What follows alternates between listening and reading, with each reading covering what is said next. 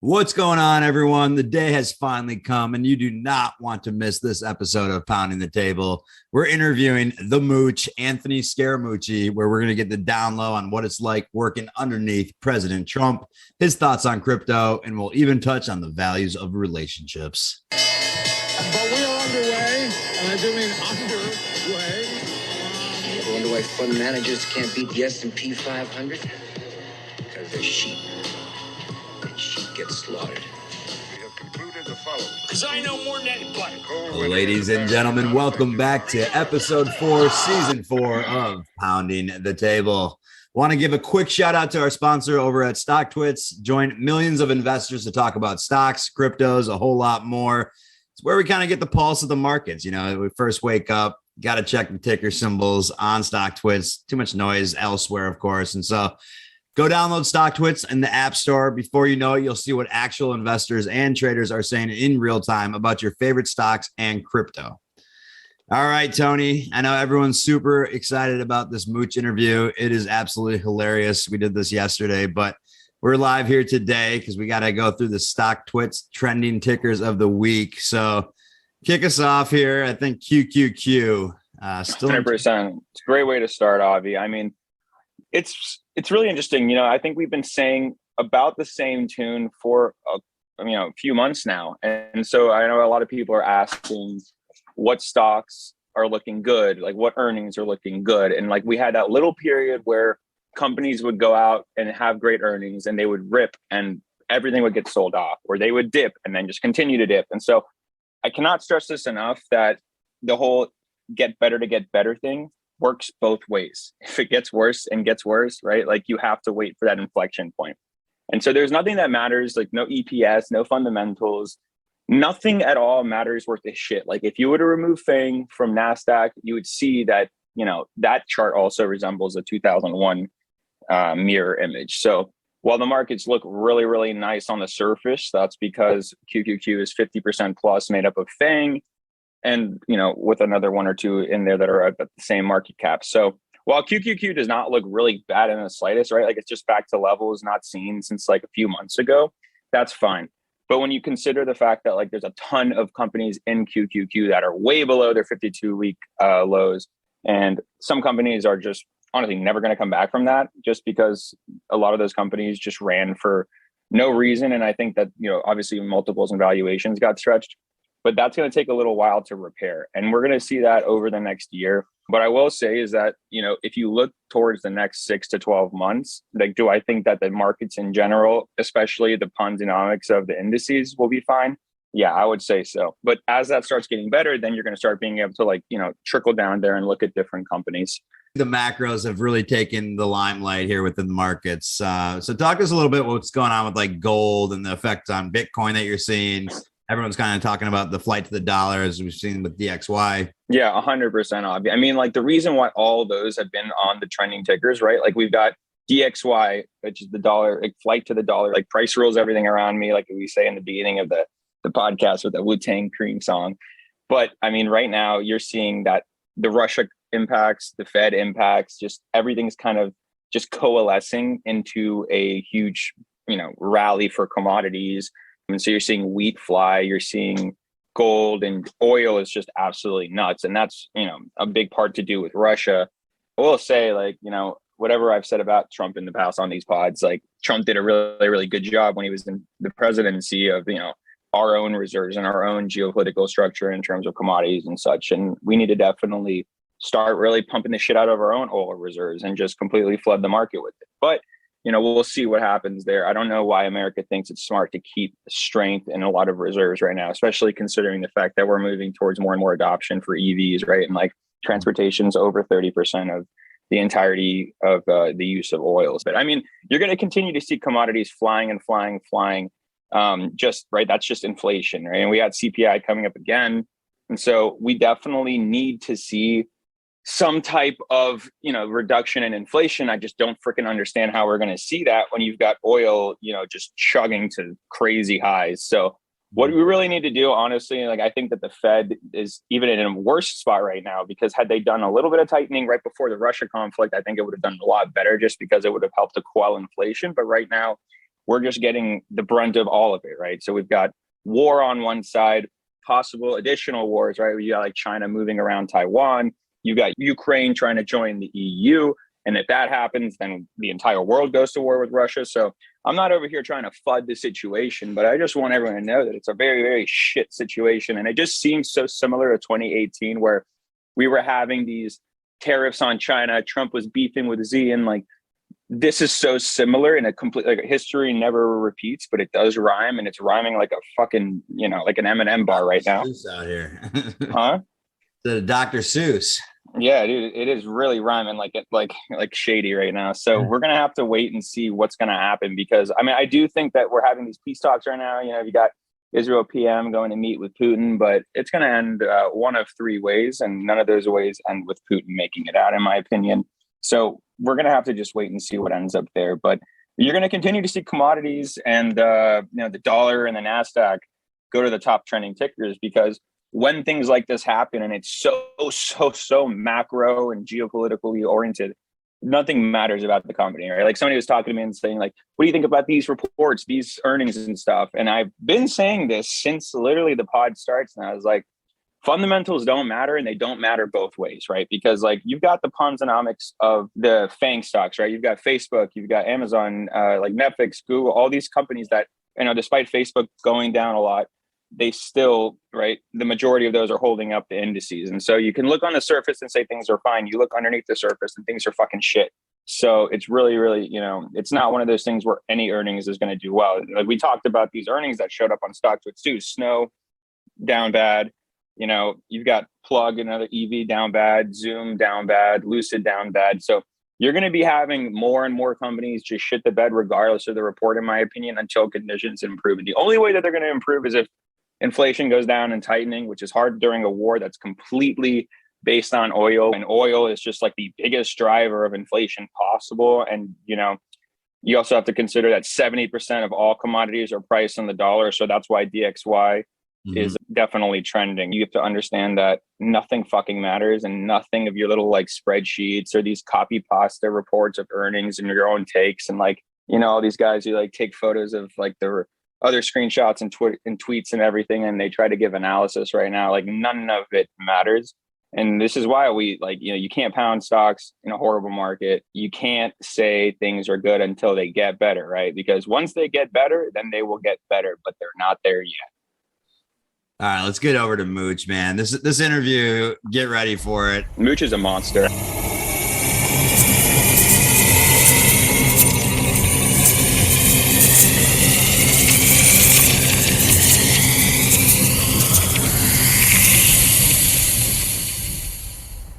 Ladies and gentlemen, welcome back to Pounding the Table. Very excited here for our guest today, Anthony Scaramucci, aka The Mooch. Anthony had worked in the past at Goldman Sachs, investment banking, equities, private wealth management between 1989 and 1996.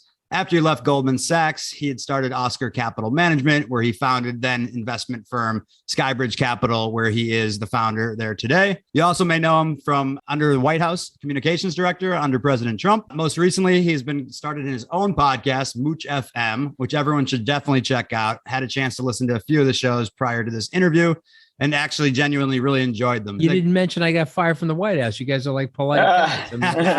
But I mean, everybody knows I got fired. It wasn't that big of a deal. And the guy that fired me, General Kelly, and I are good friends. So, I mean, life goes on, right? What are you going to do? Exactly. But if Trump goes to run again, I got to get back involved. We got to bash his skull in, because he's a anti-democratic, seditionist, and traitor. But so, we'll worry about that when the time comes. But I predict on your podcast, the orange maniac will not be running for president again. Okay.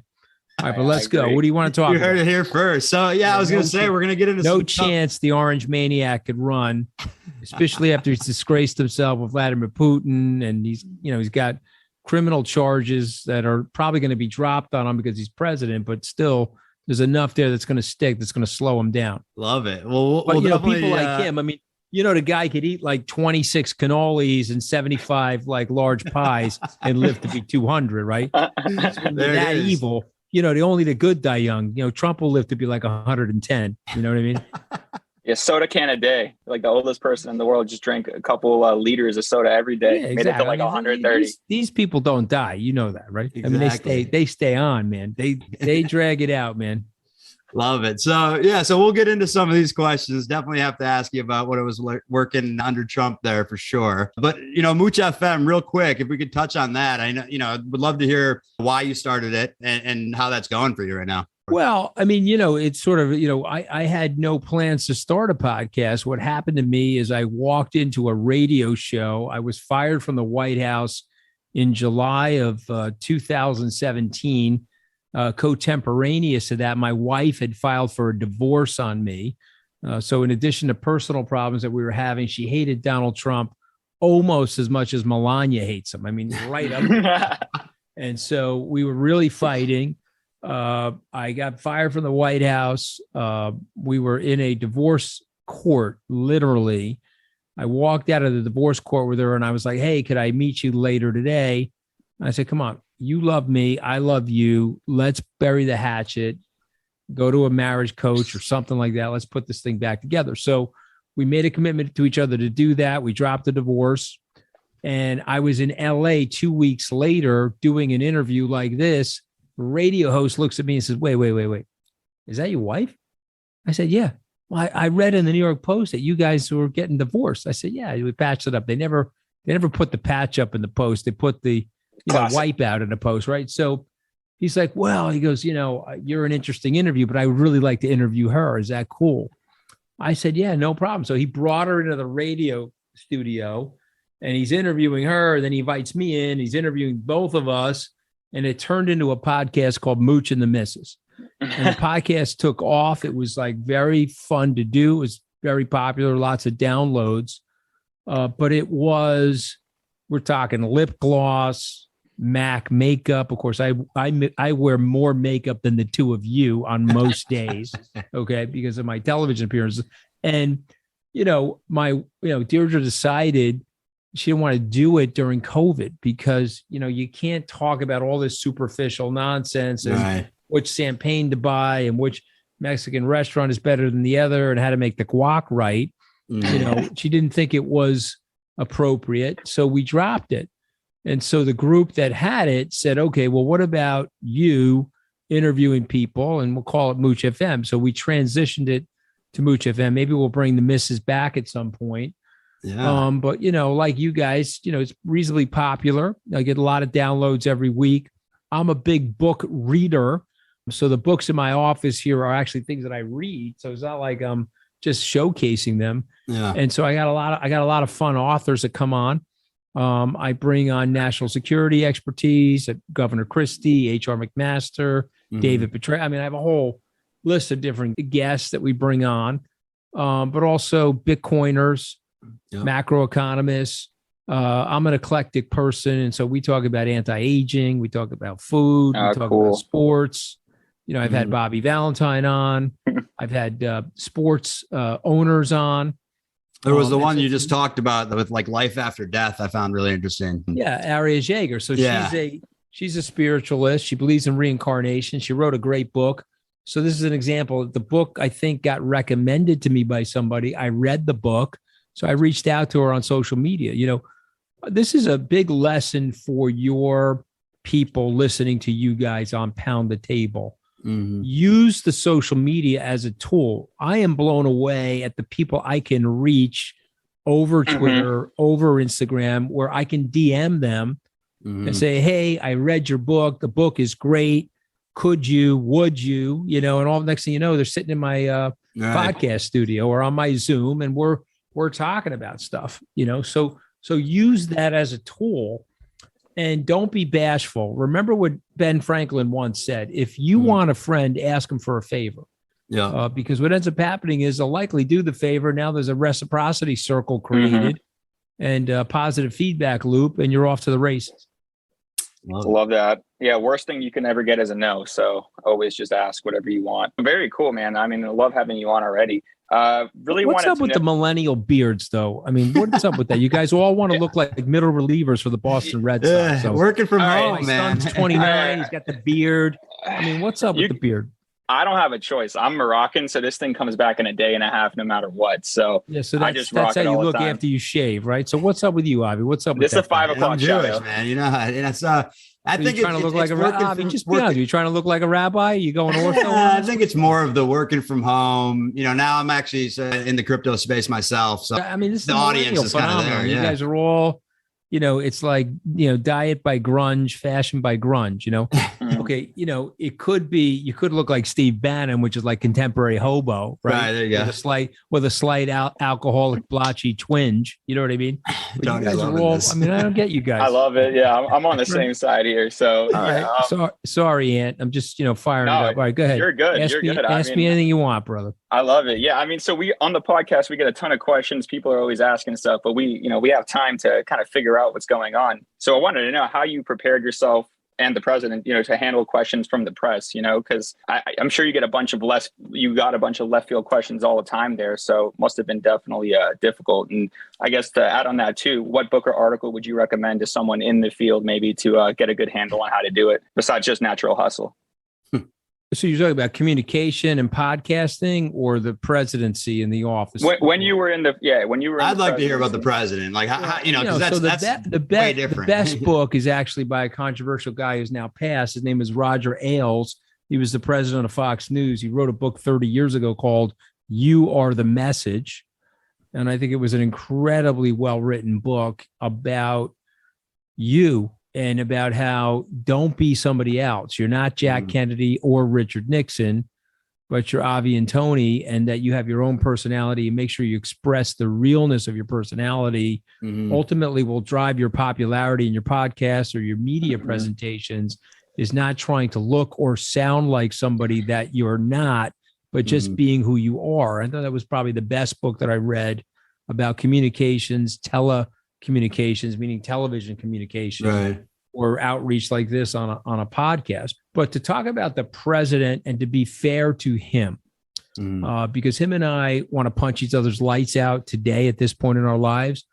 But to be fair to him, he is an incredibly gifted communicator. Okay. To say otherwise because you don't like him is not to be objective, because here's a guy that went from being a reality television star and a real estate developer 18 short months later into the American presidency. So if you want to discount that, you can, but then you're not being objective. And so he has a smash mouth shock jock. He's the Howard Stern of presidents. Okay. He's coming at you with his verbal fists, banging you in the face and the neck to get you to listen to him. Okay. So what happens with Donald Trump, he's a verbal rubbernecker.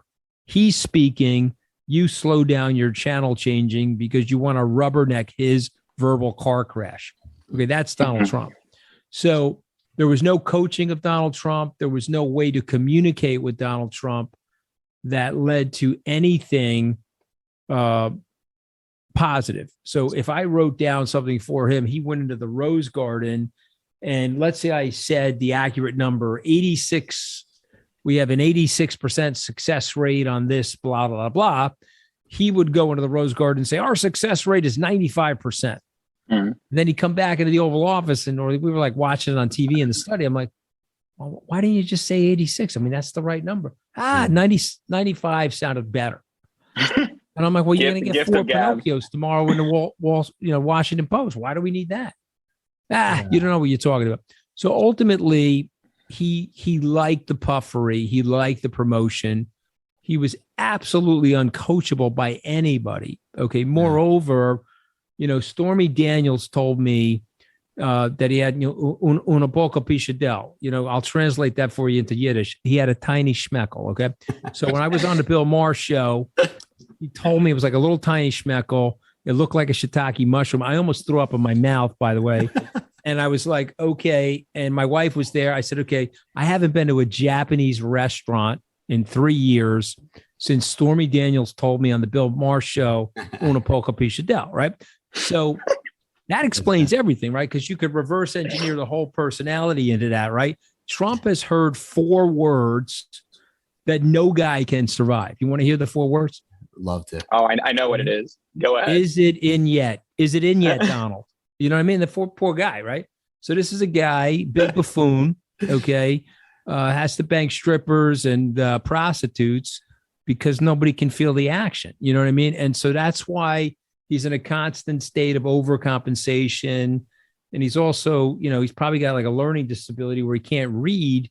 So he's in a insecurity trap in his own mind intellectually. So can't talk to anybody. And if anybody looks or feels smarter than him, he'll either fire them or steamroll them, right? Mm-hmm. A real leader, an A leader hires A+ people and then listens to them and tries to orchestrate. A B or a C leader hires D's and F's. You see what I mean? Mm-hmm. So there was no way I was lasting. I told Steve Colbert, I said, well, I didn't think I was going to get blown out like a cart before the carton of milk spoiled in the refrigerator. I didn't think that was going to happen. But I didn't think it was going to last a long time. I told the Oxford Union, I thought the gig was going to be 30 to 60 days because of the mania and the craziness that was going on. And then, of course, I said something about Steve Bannon, which is not true. Right? I said Steve was sucking his own dick in his office.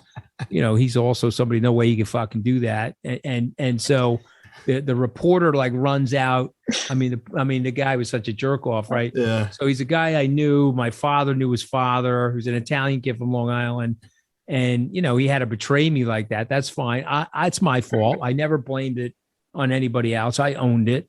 Yeah. But you asked the question about answering questions, right?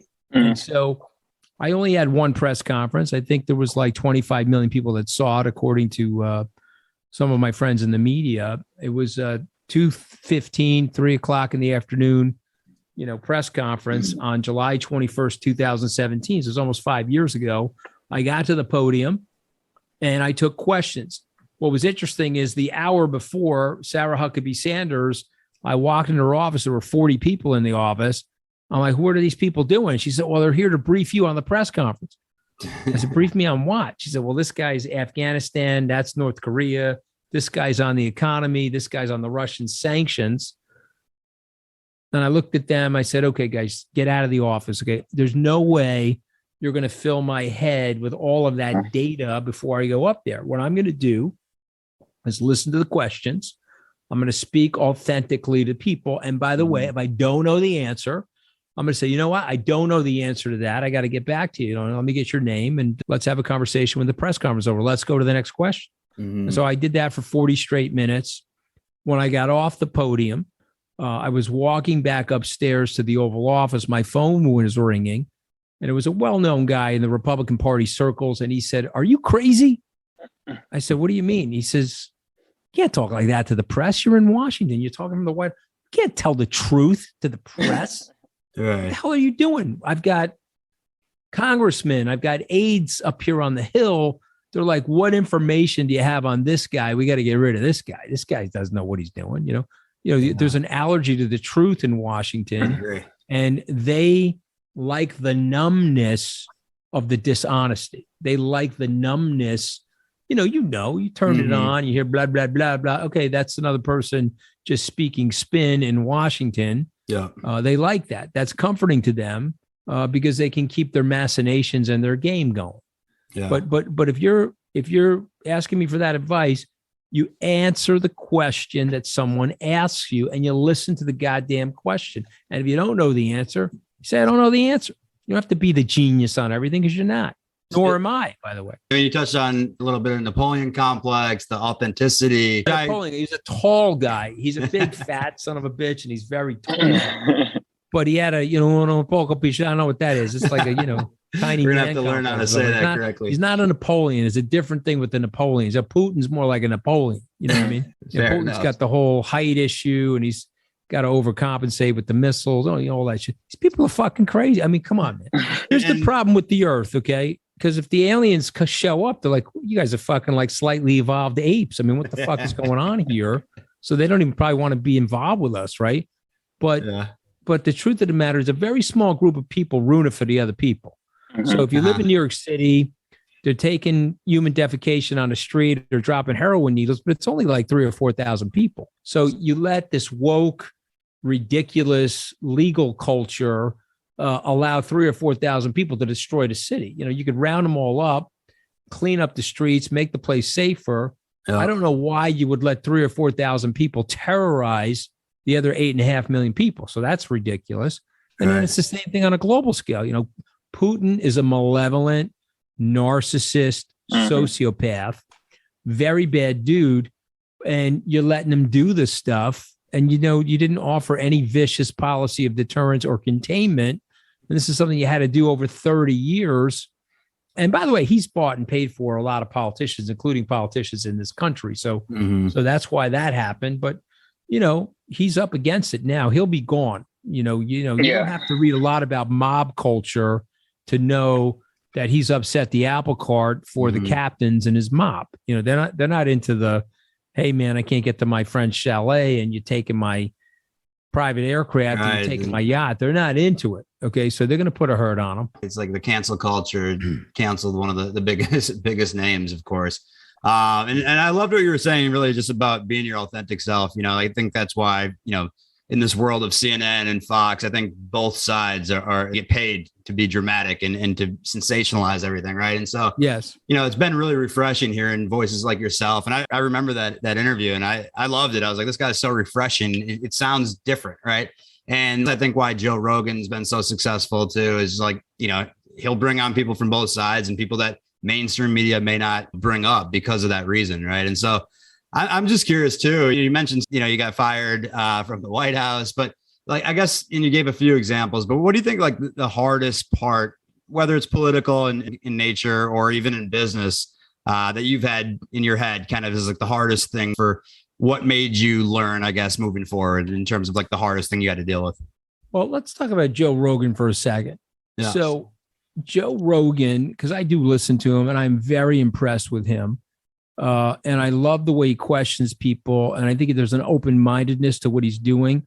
I'm not in love with the anti-science stuff. You know, I wish that we had an objective standard on some of that stuff. And I think that's where he got himself in trouble. But here's something that Joe Rogan did, which I unbelievably admire. Hey, I got that wrong. I apologize for getting that wrong. Let's go forward. Now, anybody that hasn't gotten something wrong, raise your hand. You can throw the first rock. Okay. But I've gotten so many things wrong in my life.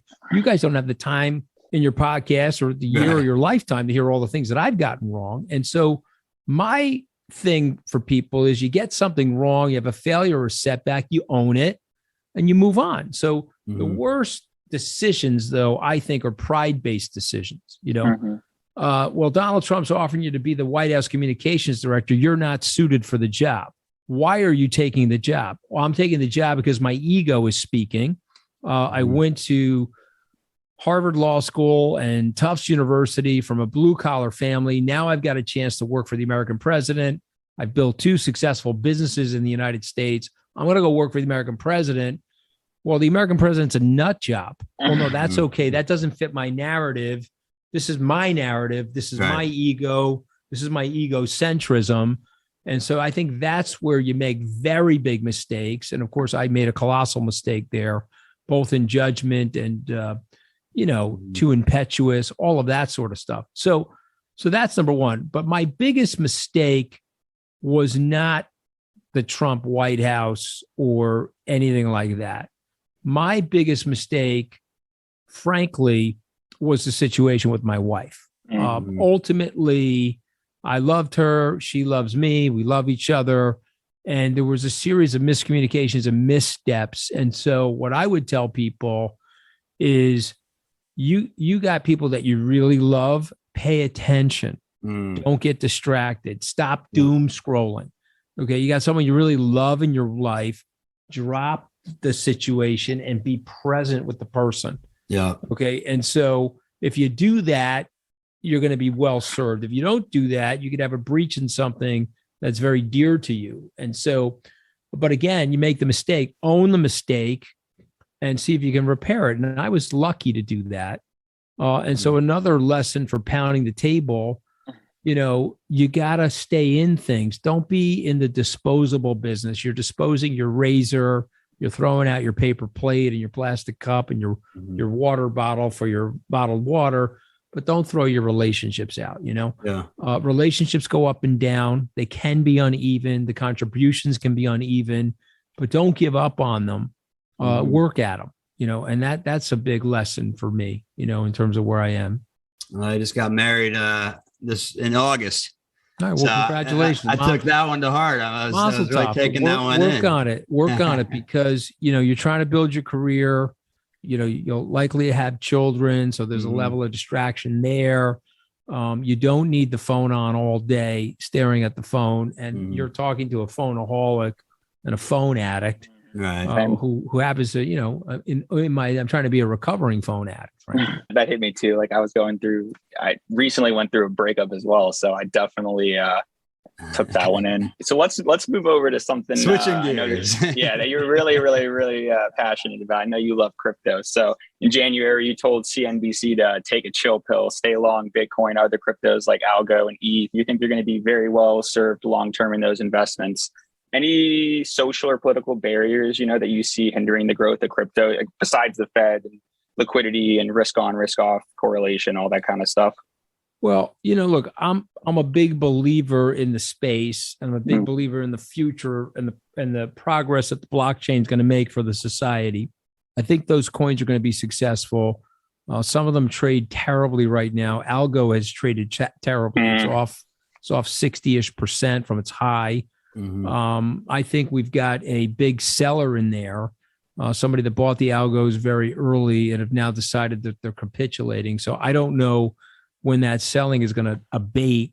I think the technology is robust. I think it will be successful. It's got all the ingredients to be successful, but it has a really bad group of holders, if you will. It has weak holders in the portfolio. So paper hands. Yeah, hopefully we can shake those guys out. But the other guys, and I think what I would say to you is, this is an early adoption technology. This is not an inflation hedge. It's not a full-fledged currency. This is Facebook early on, Google early on, Amazon goes public in 1997. If you had a $10,000 investment, it's worth $21 million today. But man, you had to go through 8 periods of time where you lost half your money, one period of time where you lost 90% of your money.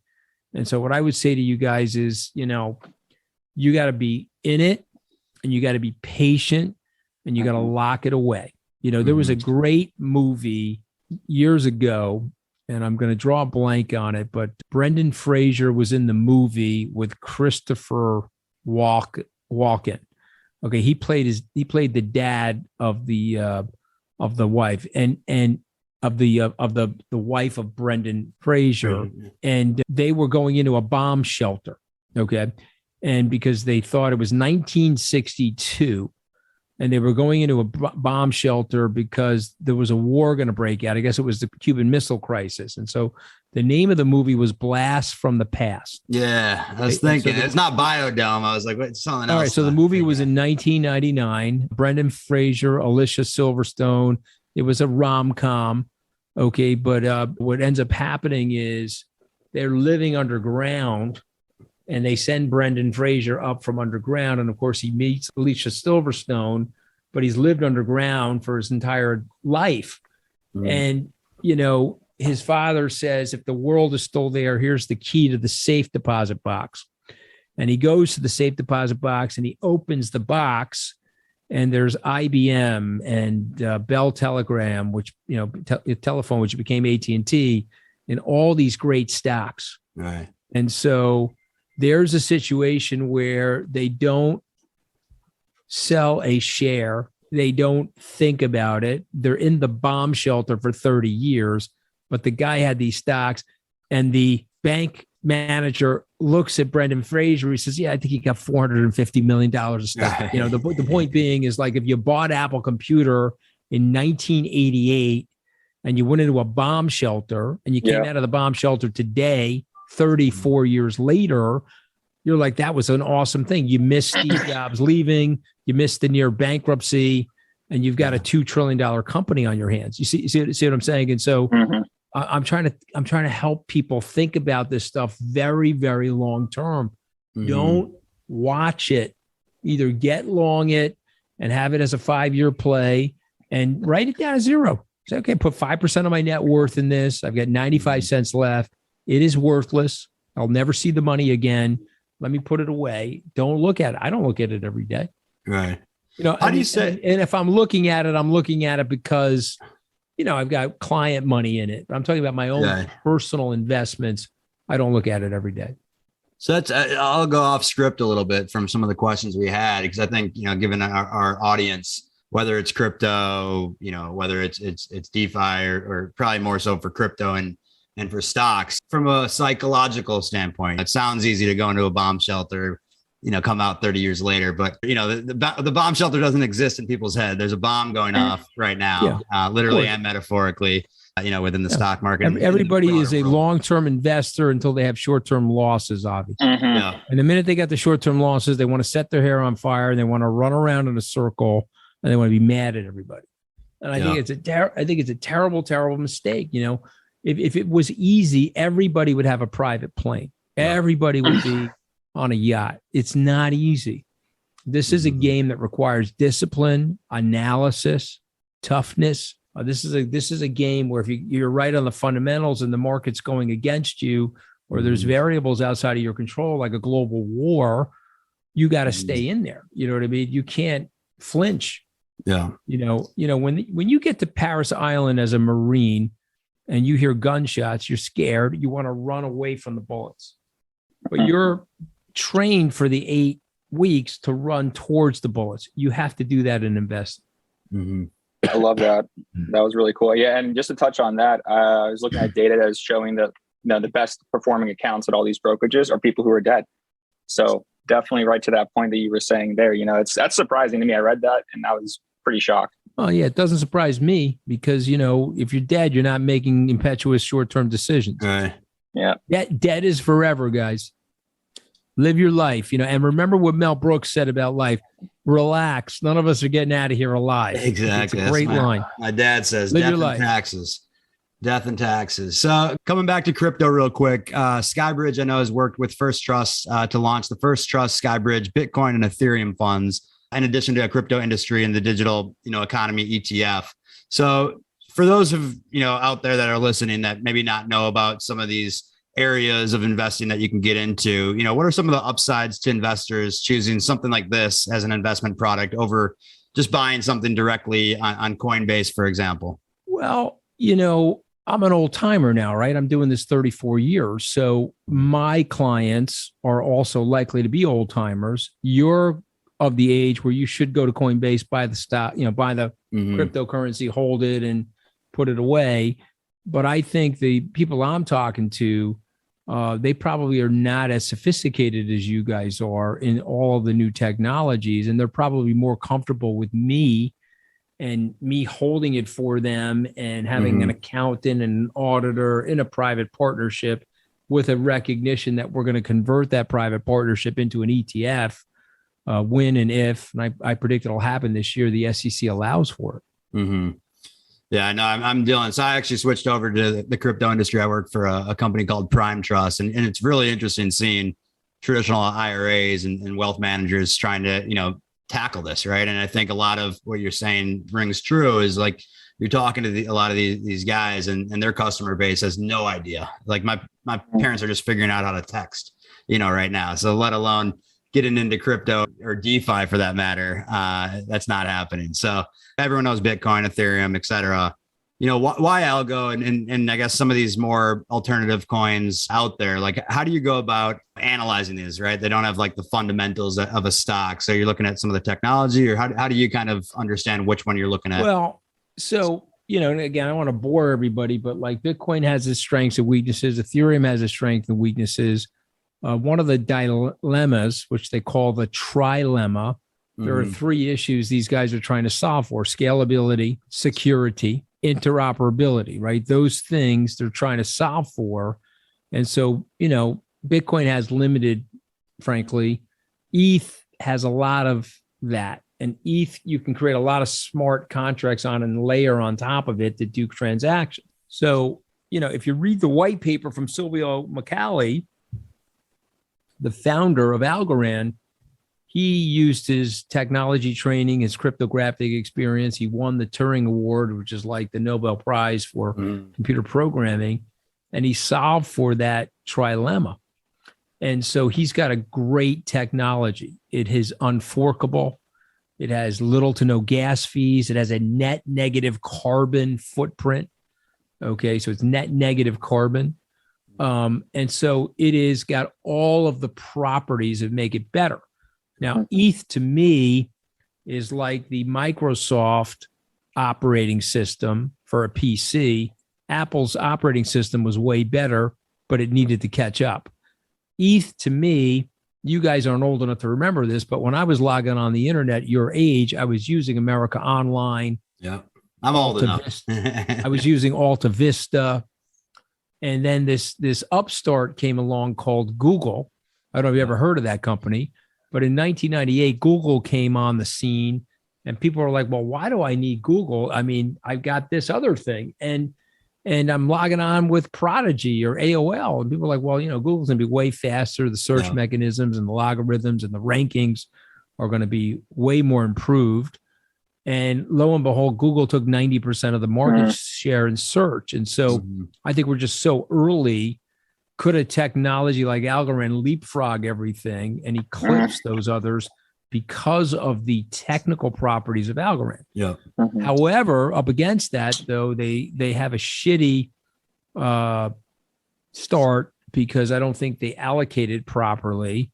And this is the classic dilemma for the academic. He's trying to do the right thing. And he probably didn't put it together the way ETH did or Solana did, and they didn't lock up these people long enough to really get the traction needed in the marketplace. So, can we clean that up now? And can that happen? Maybe. I mean, I hope it can. We're working on a couple of interesting things for them, which I think will be very positive. So it's like a roadshow almost for a company going to VCs. That you're saying like the initial buyers that are buying bulks. Yes. Okay. Yes. Yeah, I think that's super cool. I mean, I think a lot of people are very gung-ho about ETH and Bitcoin, but to your point of something could just leapfrog against it, it's very possible. I mean, that's how history is. Something could just come out with way better tech and just get way more traction and be the next ETH or Bitcoin. So I'm actually always just scanning and looking for that. Kevin O'Leary recently said on the news that he believes crypto platforms are going to eventually be the 12th largest sector in the S&P 500, right? Is that something you agree with? I know you're very deep into the game and you talk about crypto quite a bit. Are you ready to agree with Kevin on something like this? Well, for the most part, I am. I love Kevin. I think he's an amazing guy. He's a brilliant entrepreneur.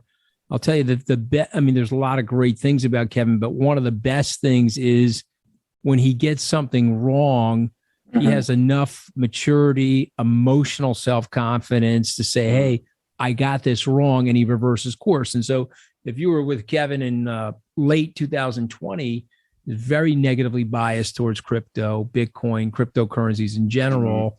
But to his credit and his intellectual curiosity, he did a tremendous amount of homework, and he did a 180. And so that to me is what's going to start happening. Again, taking you back to memory lane, a guy by the name of Bill Gates hated the internet. He said the internet was a fad. It was not going to last. It's just ridiculous. And then it dawned on him that he got it wrong. And there's a very famous scene in Microsoft's history where Gates turns to somebody and says, how many employees are there in Silicon Valley working on the internet? And somebody said 3,000. He said, okay, we're going to see that open land right here in Redmond on our campus. We're going to build a building there. We're going to put 5,000 or 6,000. We're going to double the amount and we're going to compete with them. The point being is, when you're wrong and you make a reversal, I think that's your finest hour because you're going to get things wrong. When you're wrong and you go into missile lock of stubbornness and stupidity, that's a really bad sign. But Kevin, reverse course. I think he's going to be long-term right.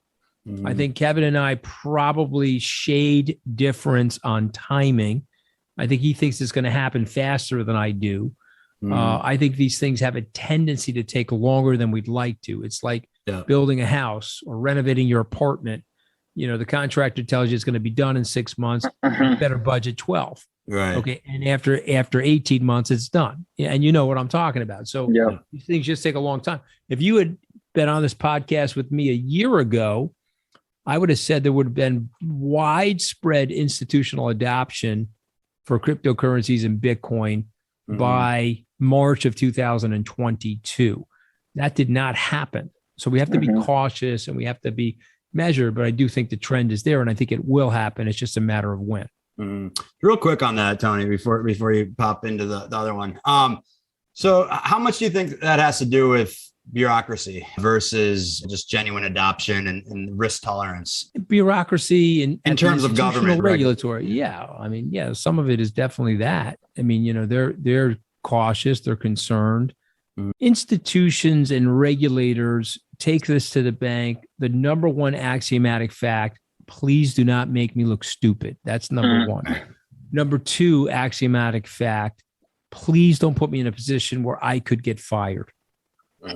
Okay, so I don't want to put Bitcoin in the portfolio. Bitcoin goes to zero. I look stupid. I get fired, right? I don't want to take on this regulatory issue right now because if I get it wrong and investors get hurt, I look stupid. I get fired. So what we have to do is we have to calm these people down and explain to them that, as Steven Mnuchin said, the former Secretary of Treasury, there are use cases for this stuff, and you better understand what they are. Love that. You have to go in a minute. I just have to ask one question really quick about NFTs. Yeah, that's definitely like a huge reason why ETH did so well the last year. Most people think it's a fad, but to that point you just said about Bill Gates thinking the same thing and knowing that Bored Apes are a $5 billion valuation trying to get funding right now. What do you think about that? Well, some of it, I don't know if it's Bored Apes. I don't know who it is, but some of it's going to crash. Okay. There's 8,000 cryptocurrencies. We're going to get down to 25 of them. You could have opened a book in the 1910s, 1900 to 1910, and you opened up a phone book. There were all motors in the companies because the motor industry was a hot thing at the time. You were switching from horse and carriages to horseless carriages. And so everybody had a hot name called motor. 100 years later, everybody was .com. This is a .com, that's a .com, pets.com. Many of those things had bad business models and they went out of business. The interesting thing about what's going on right now, again, these are my opinions, 8,000 cryptocurrencies, you're going to get down to 25 of them. So is Bored Apes going to be a survivor? I actually going to make a prediction here and say yes, because it's unique art, the way they did it, the way they designed it, and they've created this very robust community. And I'm gonna end it on this thought, okay? So you'll get where I am on the NFTs. There is a piece of cardboard. It's about this big. It was printed. It was cut and printed in the early 1950s. So it was in the mid-century of the last century. And they put 4-color process print on it. And on one side was a picture of Mickey Mantle in his rookie season. And on the other side was his statistics from the minor league and his height and weight. A little piece of paper, cardboard, 1952 rookie year, just recently sold for $5.2 million US. So if you tell me that there isn't an opportunity, if you tell me that there isn't a future for NFTs, you are sorely mistaken. And just think of that. Yeah. And my couldn't guys, agree I more. love you guys. I wish you well, but I got to take this. And God bless you guys. All right. Thank you, Mooch. Appreciate it.